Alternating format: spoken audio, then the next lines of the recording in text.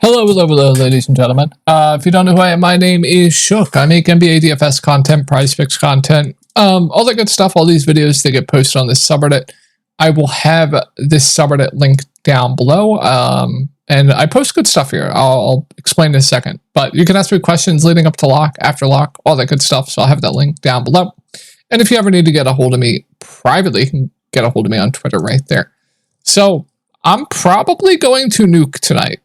I will tell you my lineup in a second. It's just so hard. I got to get my lineups pulled up the night before the game start, because you guys don't know. You guys know I don't sweat my lineups, but I will have them pulled up from the last two nights in tomorrow's video.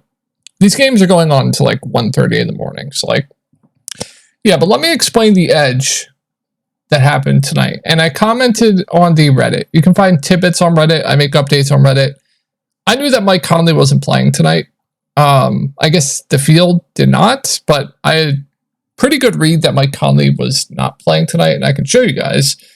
I hammered Nickeil Alexander-Walker props because I had a really good feeling that Mike Conley wasn't going to play tonight. Nickeil Alexander-Walker was practicing in shoot-around with a starter's jersey, the Conley injury, etc. So I had a pretty good idea that he was going to be out tonight. So, yeah, my flag plant in GPPs today was Nickeil Alexander-Walker.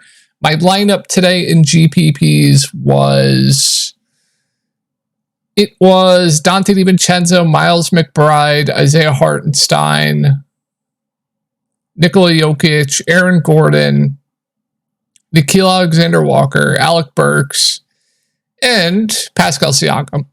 Was my lineup. So I think I'm gonna have a pretty good night tonight. We shall see. I will have the lineups ready for tomorrow's video if I have a video tomorrow. So hopefully you guys had a good night, and we can yeah, just hop right into the slate. If you're looking for more in-depth content, prize picks content, sports books, I'll have my Discord link down below. We absolutely nuked the board tonight. Courtney cashed, all of these cashed. Well, Miles Turner went over, then had a turnover. Cat probably going to cash. Alyssa Thomas cashed. Mike Conley didn't play, but yeah, we shall see. But yeah, let's get straight into the slate. I mean, Cleveland's going to be a headache. I mean, it's the first game of the slate, so we should have this news. I don't expect Allen to play first off. I think Donovan Mitchell, I'd lean out. I think Caris LeVert is more 50-50. He looked hobbled there after the injury. So I will go over all of the scenarios for you guys, but let's take a look at the rotation first with Donovan Mitchell, Jared Allen out. If Caris LeVert is in, I would expect a similar rotation here. Isaac Okoro has been really, really bad. They haven't been wanting to give him minutes. Dean Wade, 24 off the bench. He was on minutes limit. Was surprised to see him play that much. Darius Garland played 40. Evan Mobley played 40. Caris LeVert played 39. Max Strus played 42. Dean Wade, like I said, 24. And you saw a little bit of Sam Merrill, which was expected. If we get the same situation as last game, there is a ton to like here once again. First off, Caris LeVert, I would absolutely love at 5.2K. Insane ceiling, insane high floor. He is too cheap. When he is in this role with basically the team to himself with Garland and Mobley, he should be like a 7K player, 6 to 7K player. You're getting him at a huge, huge discount here. I absolutely love Caris LeVert if we get a similar situation here. Max Strus, I was very, very high on last game. Would absolutely love him at 5.4K, even at this price point. Now, the floor is low with him. The peripheral stats were there last game because Caris LeVert got hurt. Garland got into a bit of foul trouble, but they will go up without Donovan Mitchell. They will go up without Jared Allen, but still a little bit scoring dependent. Like, he still has a low floor, but the minutes he's going to play, he's going to play the entire game pretty much and gets a significant usage bump. Really, really like Max Strus if all those guys are out. Darius Garland would absolutely love at 6.9K. Evan Mobley would be really, really good at 7.5K. Then we can even talk about these values. Okoro's playable primate. The minutes just haven't been there of late. Not a good producer anyway. He shot the ball horribly. Like, maybe if he shoots the ball well, they could extend him, but minutes really haven't been there. He's still playable at 3.8K, just more of a GPP play to me. But like, even these guys, like Sam Merrill, I don't mind taking a dart on. You guys saw in the regular season when he got run, he is a guy that is going to go out there and chuck the ball. He is not scared to shoot. He has an insane ceiling. He could play himself into more minutes as well. So definitely some interest in Sam Merrill. Dean Wade, like I said, he was on a limit, still got 25 minutes. He's firmly in play at 3.5K. So there would be a ton to like here if Donovan Mitchell, Jared Allen are out. Now, if we get Donovan Mitchell, Jared Allen, and Caris LeVert out, I mean, there's going to be even more to like here. First off, I would expect Sam Merrill to start. Even if he starts or comes off the bench, he would be one of the best value plays in the slate. I would absolutely love Sam Merrill. I would not fade him. And then I would assume they'd have to play like Okoro a bit more, Dean Wade, etc. Max Strus would look absolutely phenomenal. Darius Garland would look absolutely phenomenal. Evan Mobley would look absolutely phenomenal. Sam Merrill would look phenomenal. Dean Wade, Okoro would be solid values. This whole team would look phenomenal if Caris LeVert and all these guys are out. If we get a situation where Donovan Mitchell's in and Caris LeVert are in, then, I mean, Caris LeVert at this price point, still playable, but probably priced right. Okoro, same thing, playable, probably priced right. Darius Garland, probably be a bit overpriced. Evan Mobley, if Jared Allen's out, would still be playable, but I wouldn't love it. Donovan Mitchell at 9K, assuming like no limit, he's full go. I actually would like in GPPs, just because he's going to dominate usage. They're down, right? Kind of need to win games. We've seen the insane ceiling, right? So I wouldn't mind Donovan Mitchell here in GPPs, but it would kind of kill almost everyone else for me. Max Strus would be priced right. So, would be tough sledding there if Donovan Mitchell's in, but I think I don't expect him to play. I would be shocked if Jared Allen played tomorrow. So, yeah, definitely going to be a decent amount of like on Cleveland, most likely here. Let's take a look at Boston's rotation. So, you saw no Xavier Tillman. Cornet basically got all of the backup 5. Sam Hauser, 15 minutes. That's normal. 10 to 15-ish for him. Tatum, 43. Derek White, I believe, got into some foul trouble. That's why he lost some minutes. Did someone get into foul trouble? He just get benched. I guess he just lost some minutes. Peyton Pritchard, and he was playing really, really bad. I guess that was the case. Peyton Pritchard, 25. I think normally you're going to go around 20 for him. Al Horford, 28. My God, has he been awful? I will not be playing him tomorrow, so you guys should all play him. Jaylen Brown, 34. Drew Holiday, 43. Jaylen Brown didn't get... Oh, okay. Jaylen Brown got into some foul trouble. Okay. With that being said, I think Tatum looks like one of the better spend-ups on the slate. Tatum, SGA, my 2 favorite point per dollar spend-ups on the slate, assuming the game does stay competitive. Definitely some blowers here, especially if Donovan Mitchell, Jared Allen both sit. Definitely going to be I think it's like a 14.5 point spread or something. But yeah, Tatum, if you think this game stays competitive, I think is one of the best spend-ups on the slate. His role right now in the playoffs is absolutely elite. He's been getting to a double-double every single game. His rebounding numbers go way, way up with Jared Allen off the court. That's one thing to note as well. It helps his floor. It helps his ceiling. Going to play big minutes. 9.7K. He is too cheap. He looks like a really, really solid spend-up here. Jaylen Brown at 7.9K, more of a contrarian play personally for me. He'll probably be popular. I mean, he's been popular every single slate. Like, she'll play 40 minutes. We know the ceiling he clearly has. He's going to shoot the ball a ton, right? He's been grabbing rebounds at a good clip. So I think he's a really solid play as well. But personally, in my eyes, more of a contrarian play to me. I'd rather just get up to Jason Tatum.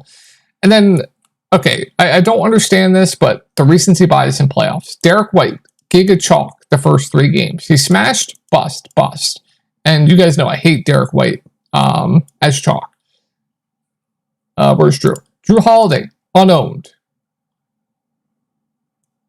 And then picked up some ownership after this game. I'm sorry. He was like 25% last game. So like after the back-to-back big games from Drew Holiday, I feel like the whole field's just going to gravitate towards him. And I feel like no one's going to play Derek White tomorrow. So like I'd rather play Derek White over Drew Holiday, personally. I do prefer Drew point per dollar to Derek White, but I prefer Derek White straight up, not even really close. But yeah, I have a feeling Drew's going to be very, very popular tomorrow. The production's definitely been an outlier.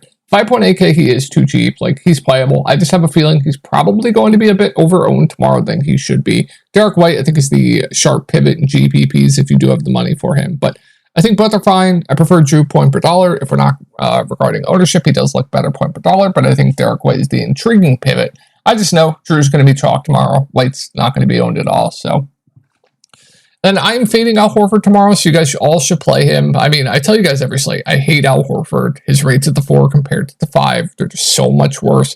But he also can't hit the broadside of a barn. Like, he's smoking easy layups. I think he smoked 2 easy layups in this game. He can't hit a 3. I mean, he still clearly has a ceiling. No one's going to play him. He'll be really low owned. It's going to make him a really solid GPP play. He's still going to play minutes at the 5, right? When he hits his shots, especially from 3-point range, We know the ceiling he has. He's on an all-time low. I think there's an intriguing buy low candidate in Al Horford. I actually think if he's low owned tomorrow, he's a really, really good GPP play. Just because, like, it's an ownership thing, right? He was 60%, 60%. Then ownership's dropping 15% here in my lineup. Just absolute bust. We know the ceiling he has. He's still going to get some 5 minutes. So if he's low owned, I really like him. If he's chalky, I hate him. So that's my Al Horford take. Peyton Pritchard, if you think the game blows out, so it's not a guarantee he'll get blowout minutes. This game, he did not get blowout minutes. This game, he checked in for a minute to get blowout run. So I think it's kind of a coin flip on if he'll get the blowout run or not. Lean, yes, but it's not a guarantee. But she'll play around 20 minutes regardless. The price hasn't moved. He's a good point per minute guy off the bench. I like him quite a bit for value here at 4K. I think he's a really good value. Cornette, if they run a similar rotation and play him 19 minutes and Dusty Al Horford sucking again, I think it's a really solid value, but I don't think it's a guarantee that Al Horford is just going to continue to play this bad. So if Cornette's chalky, you can make the argument to fade just because I think Al Horford's going to definitely have some regression in shooting. Actually hit a shot for once. Like, yeah, that'll tell what to do with them there. Sam Hauser not getting enough run for me to consider him either. And yeah, let's move on to Dallas. Let's close this. All right, Curry 40 minutes, Luka Doncic 42, P.J. Washington 42, Daniel Gafford Lively. They're kind of going with a hot hand situation. Gafford, their lineup has been awful with him on the court. Lively, their lineup has been much, much better with him on the court. Derek Jones Jr., 27. I think normally he's going to play over 30, and then you'll see a bit of Tim Hardaway Jr., probably around 20 there. Josh Green in the rotation as well. I mean, Luka Doncic, he's fine. He's 11-1. He's been hobbled. Hasn't shown the ceiling yet, but it's Luka Doncic. He's going to stuff the stat sheet. Probably be low owned tomorrow. I think he's intriguing in GPPs. Kyrie Irving, I like in GPPs as well. He just can't hit the broadside of a barn. And I don't think people are watching these games, but like that 2-man game with P.J. Washington is just giving him free assists. Like I took his assists the other night. I haven't seen what his line's at now, but if it's at like 5.5, I'm going to take it again. But like, yeah, they're just letting P.J. Washington do absolutely everything for this team. That's why you've seen Kyrie's assists go way, way up. Like, Kyrie's also handling the ball a lot more. They're playing Luka a bit off ball, a decent amount, so his floor goes up. And if he hits his shots, he has an insane ceiling. The prices come down to 8.2K as well. So I do like Kyrie as a contrarian play today. As long as he can hit his shots, he'll have an insane, insane game at this price point. P.J. Washington, I have no issue with it. I really, really don't. I don't know if you guys watch the games, but OKC strategy is literally just let PJ do everything, leave him open. He's literally getting open looks. So, yeah, I have no issue with it. Very, very safe with the ceiling, clearly. He's going to play all the minutes he can handle. I have no issue with it at all. Derek Jones Jr. I like for value as well. He was a guy that's very, very high on last slate. I think he's a pretty good value once again here. Now, last game, definitely a bit of an outlier, but definitely solid. And then I like Lively quite a bit. I think he's probably one of the best value plays in the slate, which means he'll probably be one of the most popular plays in the slate. I think it's for a good reason. I think that lineup with Lively in it is much better with Gafford in it. He got hurt last game, came out for a bit, but yeah, good point per minute, 4.2K. I think they're much, much better off playing Lively over Gafford. But if you want to play Gafford over Lively in GPPs and just pray that Gafford has a really good game and Lively doesn't, I think that's fine. That's not how I play personally.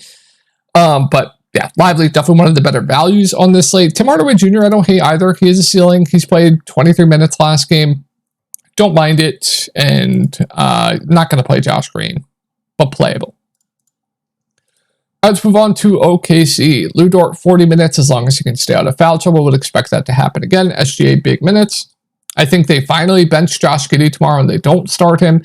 Jalen Williams, big minutes. Chet Holmgren, big minutes. And then they're going to go with hot hand situation with the bench. So, once again, OKC, one of my favorite teams to target. SGA, well, depends on the Cavs, but SGA, probably the best spin up on the slate. I absolutely love him. I've been playing him every slate. I will be playing him again tomorrow. Rebounding, insane. Peripherals, been insane. 42 minutes, good score. What's not to like here? I think he looks phenomenal. Absolutely love him. Jalen Williams, love, once again here. Can't hit the broadside of a barn last game. Still won for 40 fantasy points. He's also stuffing the stat sheet. Going to play big minutes. He's still too cheap. Really like Jalen Williams. If he's low owned, even better. Chet Holmgren, I really like at 7K. 40 minutes last game. Huge ceiling. Has that insane ceiling when he's blocking shots as well, which he did last game. So really like Chet. Really like Jalen. Really like SGA. I think Lou Dort's a solid value. It's just like, the guy can't stay out of foul trouble, but as long as he does, he'll play big minutes. Don't mind it. I think he's decent. And then with the bench, I mean, we'll see. We know what they're going to do. They're going to go with the hot hand. Jalen Williams is probably going to get his 10 to 12 minutes, which makes him safe. And then we know they're going to go with the hot hand with like Kaysen, Joe, Wiggins. Now, if Giddey gets benched, which I think that's the likely scenario to happen tomorrow, I would assume they probably they could start any of them. I think Wiggins or Joe would be their best bet. But if Giddey does get benched, then I like these value plays. Then I like Wiggins. Then I like Joe. If Giddey's in the starting lineup, that definitely hurts them. Then they're a bit riskier. They're going to go with the hot hand. They'd still be playable values, but like, yeah, just got to know what you're getting into with them, especially if they're owned. So like, yeah, very, very risky values. One could play 10 minutes. One could play 20 minutes. Take your shots. I'll make updates on Reddit if Josh Giddey is not in the starting lineup, and I will give you my thoughts from there. So that's going to do it for the slate. Hopefully you guys had a great night tonight, and I will talk to you all in the next video.